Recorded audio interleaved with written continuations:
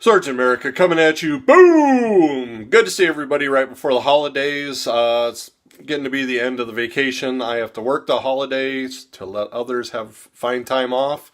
So I've been trying to get reading done, and the last thing I just read was Atlas, the Marvel boy, the Uranian. So yes, Agents of Atlas was something that I recently read last couple years. Really enjoyed it. Marvel Boy, or the Uranian, is a character who I wasn't sure how I was going to like. He's really basically a telepath. He's got some technology because he's actually from Uranus. I'm not going to say Uranus. He was originally a human. His dad, German scientist in the 1950s, figured out how to fly a rocket. I think he communicated with the people of Uranus, and they gave him the information, the technology to fly there.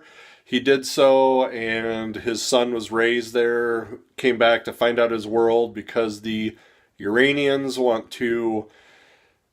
originally were a part of Earth and wanted to come back, but there's some backstory with that also. So Bob, who's also his name is Bob, decides that he comes back. It's 1950, so I think his father must have been a World War One rocket scientist. It ends up that he helps out some of the Americans, and they grab him thinking, though, I think he said something like Yuri or something like that, so they think he is a Russian, and they are, at the beginning of the communist scare and all that, and they want to keep him, and of course he easily gets his way out of there. Flies around to America and finds New York City during the after the World's Fair, so he can park his rocket ship right next to the World's Fair. Nobody notices. Great interaction that he has then with some Marvel writers. So it's another one of those near fourth wall breaking kind of things where they know he's a superhero. They write superhero books, so they use the name Marvel Boy, which evidently is kind of floating around. Originally Astonishing, I believe, was the comic, 1950, 1951, that the original Marvel Boy came out.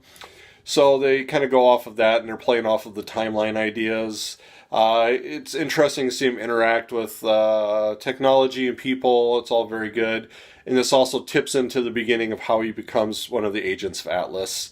I really liked it. The artwork seemed, I would say, a little loose. But still good. I mean, as you can see here, I give you a little bit of line work and all that. So that's what people's faces kind of look like. Here's my fingers and everything. Of course, I got this at a deal because there's only 3 issues in this, and then there's like 4 issues from the 1950s, 1951. The last one dealing with Marvel Boy and Fantastic Four. So, I mean, it gives you kind of an idea of the time frame and how this was. If you like Agents of Atlas, if you like that old Golden Age feel, I normally don't, but I did like this. I guess I did like the playing around with the time frames and all that. I would say, if you can get it cheap or get at least the 3 issues of, Marvel Boy, Uranian, Agent of Atlas, I would say do so. It was very good. I enjoyed it. I really definitely hope you enjoy it also. Until next time, keep reading those pages. Catch rain!